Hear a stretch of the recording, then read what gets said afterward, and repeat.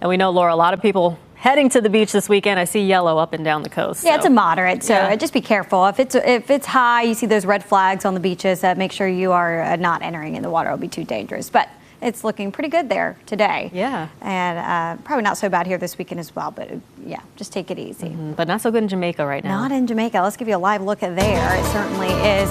The conditions deteriorating as we take a live look there. Those tropical storm conditions already starting to be felt there, and so we'll be watching this closely as Beryl, Category 4 hurricane, starts to bring those hurricane conditions into that area over the next couple of hours. You can see tropical satellite really showing this monster storm, still packing winds sustained at 145 with gusts up to 175, and it's booking it still at 18 miles per hour to the west-northwest, and you can see the southwestern part of that island already under the gun there, and then it's heading towards the Cayman Islands to the north and west tonight into Thursday. So certainly going to be a rough one in that area. You can see the path here, the latest hurricane track from the Hurricane Center. It's going to be approaching the Yucatan Peninsula near Cancun on Friday, entering the Gulf of Mexico by the weekend, and so could become a Category 1 hurricane as well as it gets ready to make an approach there in eastern Mexico and to southern Texas. So we'll be, of course, fine-tuning those details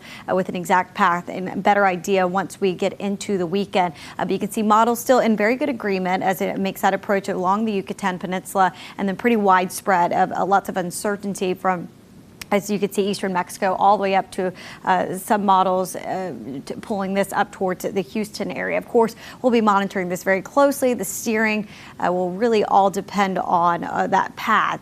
Do we see a weakening in that area of high pressure that's going to heat us up big time early next week, or does it stay further to the northwest towards Mexico? Of course, we'll be monitoring that. We'll just stay tuned here for updates. Live outside, it is all about the heat.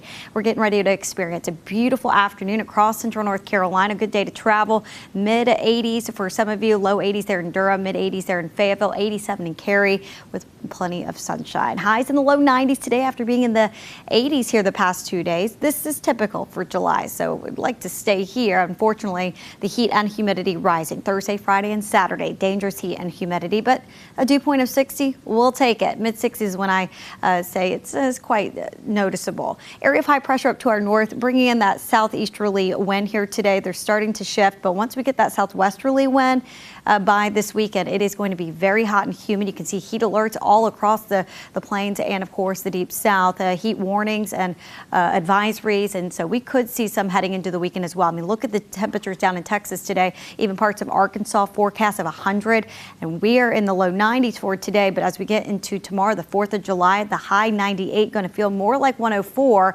Could see heat advisories early as tomorrow or into the weekend. So certainly want to be very careful out there with high temperatures, the air temperature near 100, temperature feeling more like 104 to 108 into the weekend. Futurecast keeping us nice and dry here today. We could see a few isolated showers and storms here tomorrow night. Most of us staying dry. Better chances as we get into the weekend with a cold front coming through. That front's going to fall apart over the area, but some scattered showers and storms likely. Not going to be all day, but certainly possible with heating. As we get into next week, lower 90s, but still the chance for rain really each and every day next week. And so certainly something we need, and so we'll be tracking that as well. Yeah, we definitely could use a little rain around here, Laura. It's been so dry. Yeah, it has, and we'll get an update on the drought monitor here tomorrow. All right.